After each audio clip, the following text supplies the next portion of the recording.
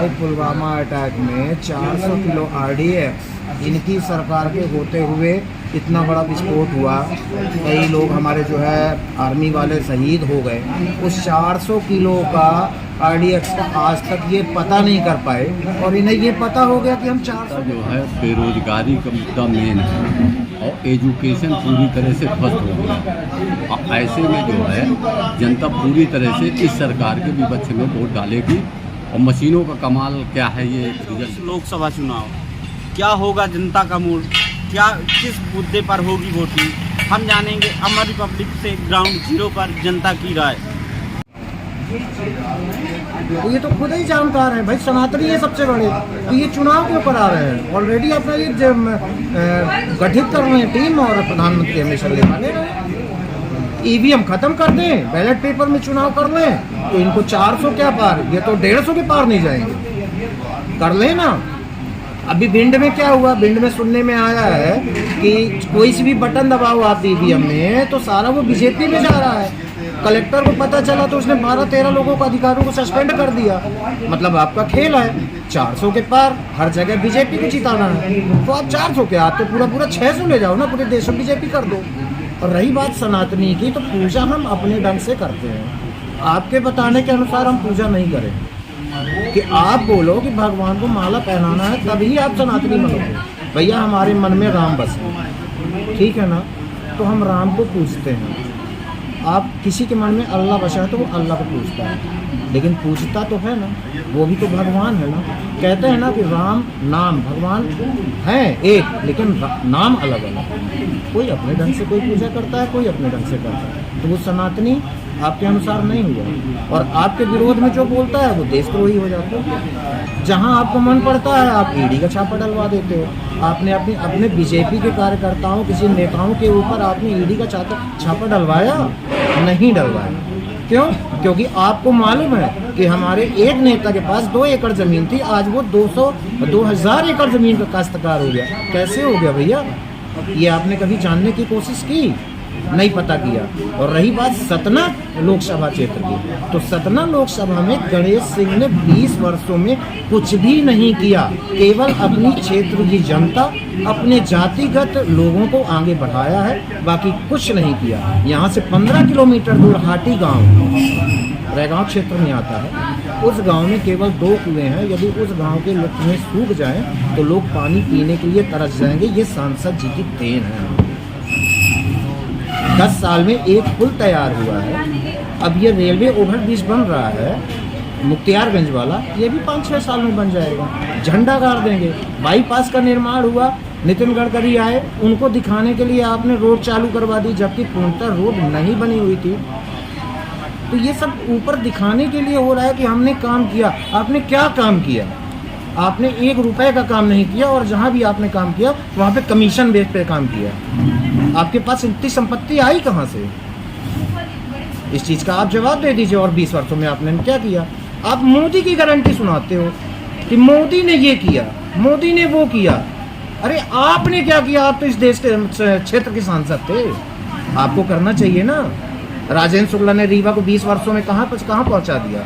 सतना पहले आगे था, आज वो 100 साल पीछे हो गया रीवा से। ये हमारे सतना के लिए सबसे शर्मनाक सांसद की कारनामे है ये। इसी को आप बढ़ावा देना चाहते हैं कि सांसद ने बहुत काम किया।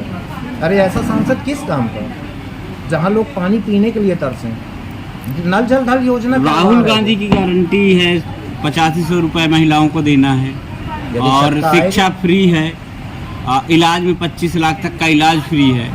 इन गारंटियों में कितना, कहीं ना कहीं वो भी तो फ्री में दे रहे हैं। भाई सत्ता आएगी, आपकी सत्ता आई तो आपने लाडली बहना योजना चलाई, किसान सम्मान निधि चलाई, क्योंकि आपके पास सत्ता है, आपके पास पैसा है। जब उनकी सत्ता आएगी तो जो बोल रहे हैं वो भी करेंगे।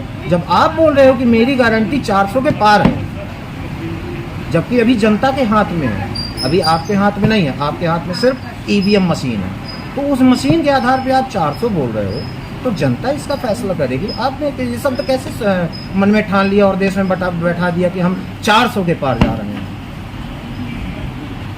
इस बार फैसला सर्वोपरि है। इस बार मतलब किन मुद्दों को लेकर वोटिंग सतना की जनता कर सकती है? विकास के मुद्दे को, शिक्षा, बेरोजगारी। शिक्षा बिल्कुल खत्म हो चुकी है यहाँ की। पढ़े लिखे हम भी हैं, हम भी बेरोजगार हैं, हम दुकान चला रहे हैं फोटोकॉपी की। हम भी तो चाहते कहीं नौकरी मिल जाती, नहीं मिली। 2014 के बाद कई लाख रोजगार मोदी जी ने बोले दिए हैं। पैसे देके हुए, पुलिस में पैसे खिलाए जा रहे हैं, हर डिपार्टमेंट में पैसे खिलाए जा रहे हैं। आपको 1000 रुपये का बिल पास कराना है तो आप 500 रुपये पहले उसको घूस दो, तब आपका 1000 रुपये बिल पास होता है। भर्तियाँ इतनी निकली हुई हैं, पटवारी की, तहसीलदार की, रोज भर्तियाँ निकल रही हैं। तो तब तक हमारी डेट निकल चुकी थी, तो हमको उस डेट के बाहर कर दिया गया। कोरोना काल के बाद देश में बेरोजगारी बढ़ी, लोग अपना काम छोड़ के चले आए। तो उसके बाद भी मोदी जी बोल रहे हैं सब अपने घरों में काम कर रहे हैं, सबको काम मिल रहा है। हम कर रहे हैं ना। अभी 2 साल जब कोरोना था तो लोग घर में झाड़ू पोछा करते थे, हम भी करते थे, हमने भी वीडियो वायरल किया, हम भी किचन में खाना बनाते थे। इससे बड़ा काम क्या हो सकता है? क्योंकि बाहर तो जा ही नहीं सकते कमाने। रोजगार पूरी तरह से समाप्त हो गया है, पूरा खत्म हो चुका है। इन्होंने देश को इतनी महंगाई में डाल दिया है कि 1000 रुपया कमाने वाला व्यक्ति अपना घर नहीं चला सकता। तो राहुल गांधी की गारंटी में ज़्यादा दम है या मोदी जी की गारंटी में ज़्यादा दम? क्योंकि कुछ लोगों को लगता है मोदी जी की गारंटी में ज़्यादा दम है।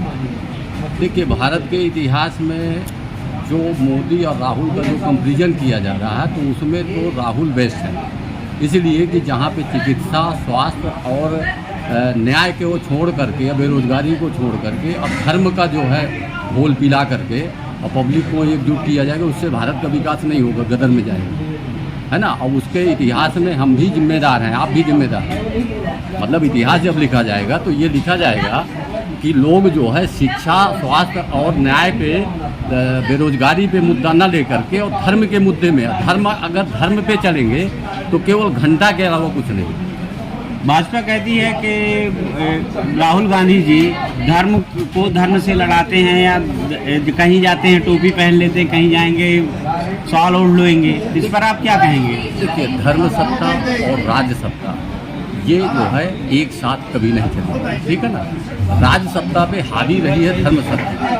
धर्म दंड जो है रहता था, राजा के पास एक धर्म दंड रहता था और राजा को धर्म दंड ये अंकुश लगाता था कि आप राज्य के भय विहीन सत्ता में शासन करो, भय न रहे, भय व्याप्त नहीं रहे। और ये तो भय की सरकार है। और भय का जो रिकवरी ऑफिसर है, आईडी है, ईटी है, इनकम टैक्स है, तो ये भय दिखा करके और सत्ता में रहना चाहती है। और भय से पब्लिक जो है, ये बताइए कि 85 करोड़ लोगों को भोजन देता है, सरकार भोजन देती है। अगर सरकार भोजन ना दे तो यहाँ की पब्लिक जो है भूखों मर जाएगी। और कहते हैं कि ये विश्व की नेतृत्व करेगा, कैसे संभव है बताइए। तो क्या आज जो छवि बनी है भारत की विदेश में, कहते हैं कि मोदी के रहते छवि बनी है और विदेश और जो देश है वो भारत से खौफ खाते हैं, क्या इसमें कितनी सच्चाई है? मैं इसमें आपका शुक्रगुजार हूँ कि आपने इस तरह का प्रचार करके कि विश्व में छवि बनी है, ये आप लोगों का सहयोग था कि आपने इस सरकार को विश्व में छवि बढ़ाई। इसकी जीडीपी क्या है इंडिया की, इस बारे में आपने कभी जो है पब्लिक में सही सूचनाओं का जो अभाव है, सही सूचनाएं जो है हमारा जो मीडिया तंत्र है सही सूचना पब्लिक को नहीं भेज पाया। अब मैं आपको बता दूं, अगर यही परिदृश्य रहा, हमने जो है 1913 में आप कानपुर में प्रताप का एक कोड है आपका विद्यार्थी का, जो मीडिया के थे उनका कोड है कि अगर आप इसी तरह करेंगे या इसी तरह सूचनाओं का आदान प्रदान करेंगे तो आप एक मशीन के पुर्जे हो जाएंगे और लोग न्याय मांगने से भटकेंगे और विरोध में कोई आवाज़ न उठेगी। इसलिए मेरा आपसे निवेदन है कि आप कम से कम सही सूचनाएं पब्लिक तक भेजें, बस।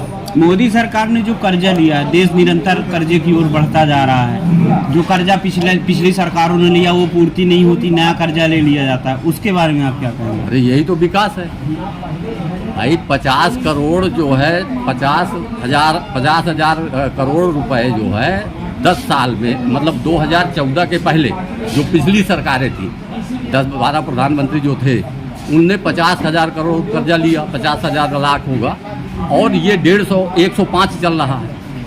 मतलब ये 10 वर्ष में 105 लाख करोड़ रुपए कर्ज ले लिया, ये बीजेपी सरकार 2014 के बाद, ठीक है। अब कर्जा ले करके और पंजीरी बांट दो आप।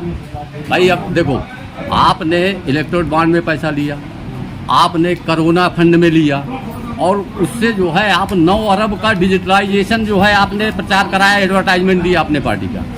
ठीक है, आप ये मत सोचिएगा कि मैं कोई पार्टी से बात कर रहा हूँ।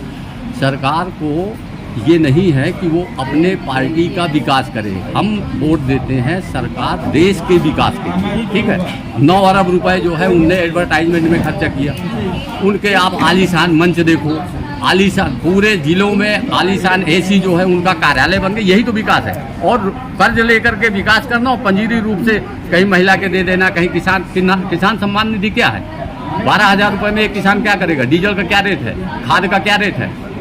12,000 रुपये, 2,000 देता है। मैं कहता हूँ 2,000 3-4 किस्तों में दिया उसने, तो 2,000 रुपये में एक किसान जो है जब गांव से आता है यहाँ सतना डीजल लेने, खर्च हो जाता है। 1,000 जो महिला को देता है तो 1,100 रुपये सिलेंडर हो जाता है। तो अब क्या इलेक्ट्रोड बॉन्ड में आपने किसको किसको दिया? कोरोना का जो कोवैक्सीन लगा है उसकी दवा आपके टेस्टिंग में फेल थी, और टेस्टिंग में फेल होने के बाद जब आपको उसने इलेक्ट्रोड बॉन्ड खरीदे तो टेस्टिंग पास हो गई। भाई आपका कलेक्शन कैसा है पब्लिक से, आपका कलेक्शन कैसा हो, फिर आपका खर्च क्या है? आय और व्यय का लेखा जोखा जो है पहले भी सरकारें थी, पंचवर्षीय योजना में फिक्स था 5 साल में हम ये काम करेंगे। आप तो 5 साल में हम करेंगे क्या, ये मतलब नहीं है हमारा। मतलब ये है जवाहर ने क्या किया था उस समय, यादव होते आपके क्या बोलते सरदार पटेल जी होते। अरे सरदार पटेल जी तो चुनाव तक तो जीवित नहीं रहे। भाई सरदार पटेल की मृत्यु कब हुई? हिंदुस्तान में चुनाव कब हुआ? लेकिन इधर जो है डिबेट होता है, सरदार पटेल होते तो देश आज चंद्रमा में होता, चंद्रमा में हम प्लाट खरीदते। देखिए ऐसा है, आप पब्लिक को आगे बढ़ाइए। और शिक्षा, बिना शिक्षा के देश कभी आगे नहीं बढ़ सकता।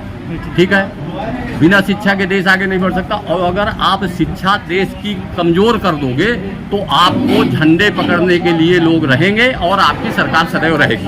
पहले बेरोजगार करिए, फिर कमल का झंडा पकड़ाइए, और फिर जो है राम का घंटा बजवाइए। इसके अलावा जो है देश में इसी में आप सरकार चलाइए। भाई चुनाव तो एक बार होता है। इस बार बीजेपी पूरे भारत में राम मंदिर के, राम भगवान की फोटो लगा के अपने प्रचार वाहन में प्रचार कर रही है। ये कहाँ तक सही है, कहाँ तक गलत है? थोड़ा सा इसके बारे में कुछ समझिए। मेरा तो ये कहना है, आप अपने विकास को फोटो लगा क्यों प्रचार नहीं कर रहे हैं? पूजा, आस्था और समर्पण, हमें पूजा किस तरह से करना है ये हमको प्रधानमंत्री बताएगा। इसके लिए हमारे जो है शंकराचार्य हैं, हमारा धर्म में बैठे हुए हैं, सर्वोच्च पद पे है, वो हमको पूजा विधि बताते हैं। पूजा विधि हमारे सनातन धर्म के वैदिक क्रियाओं से चलता है, उस पे हमारी आस्था है। मेरा अंदाजा है आप भी किसी को मानते होंगे, आपकी पूजा पद्धति अलग होगी। भाई तरह तरह अनेक प्रकार के धर्म है, कई धर्म है यहाँ पे, अभी विभिन्न जातियाँ हैं। तो देखिए सबकी पूजा पद्धति है, किसी भी व्यक्ति को पूजा पे बांधा नहीं जा सकता। और अगर कोई भी आपकी पद्धति पे पूजा नहीं कर रहा तो इसका मतलब वो देशद्रोही नहीं है, वो उसे आप असनातनी नहीं कह सकते। और आप अपने को सनातन कहने का प्रमाण पत्र आपको कौन देता है? भाई आपकी कोई ऐसी कमेटी है क्या कि आपकी पार्टी में कि वही प्रमाण पत्र देगी कि ये सनातनी है बाकी नहीं है? हिंदू और सनातन, देखिए ये क्या है, वोट लेने की ट्रिक है।